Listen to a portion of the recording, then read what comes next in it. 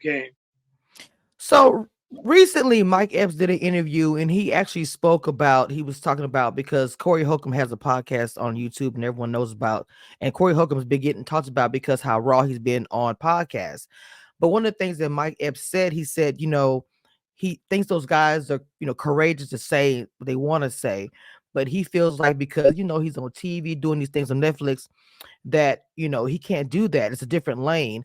I want to know, do you agree with that? That like a Corey Holcomb couldn't get a TV show because the way he is constantly dragging comedians on his podcast, or I don't want to say dragging, but just pretty much talking about him, calling Donald Rollins mild, all of that type of stuff. So I was curious of your opinion about that.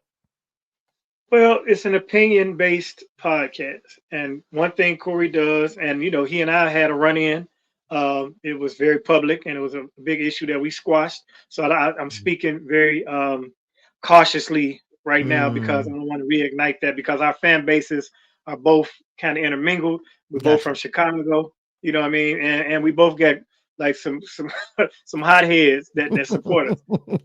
And like I said, he and I have squashed it. I still have people, comment on me. Well, Corey going blah blah blah with you, and me and him. I'm like, why are you still mad? And me and him not mad. We good. So let's start with that. But his show is his opinion, and he doesn't answer to any corporate entity, and there's no one else that suffers repercussions of his actions or his statements. So he has the right and the ability to be as raw and as outrageous or controversial, or however you want to describe what his lane is, as he wants to be, and it's working for him because he has a niche that he caters to, and it's work. That's his base.